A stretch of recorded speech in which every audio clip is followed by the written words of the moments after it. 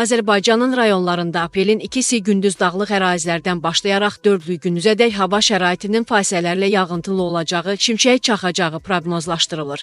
Bu haqda Milli Hidrometeorologiya Xidmətindən xəbər verilib. Qeyd edilib ki, ayrı-ayrı yerlərdə yağıntıların intensiv olacağı, dolu düşəcəyi, yüksək dağlıq ərazilərdə isə sulu qara keçəcəyi ehtimal edilir. Yağıntılı hava şəraiti ilə əlaqədar çaylarda sululuğun artacağı, bəzi dağ çaylarından qısa müddətli sel keçəcəyi ehtimalı var. Milli Hidrometeorologiya Xidməti aprelin 2-3-də bəzi bölgələrdə gözlənilən küləkli hava şəraiti ilə bağlı sarı və narıncı xəbərdarlıq verib. Xidmətdən ajans qeyd edilib ki, Naxçıvan Muxtar Respublikası, Laçın, Füzuli, Cəbrayıl, Şuşa, Zəngilan, Qubadlı, Gəncə, Samux, Şəmkir, Ağdaş, Tovuz, Ağstafa, Qazax, Neftçala, Saryan, Sabirabad, İmişli, Hacıqabul, Zərdab, Şirvan, Şabran, Siyəzən, Tərtər, Yevlax, Bərdə, Ağdam, Göygöl, Ucar, Kürdəmir, Gədəbə, Beyləqan, Ağacabədi, Lerik, Yardımlı, Lənkəran, Masallı, Cəlilabad, Biləsuva, Satlı, Astara və Qubada qərb küləyi əsəcək, küləyin sürəti 13,9-20,7 metr saniyə təşkil edəcək.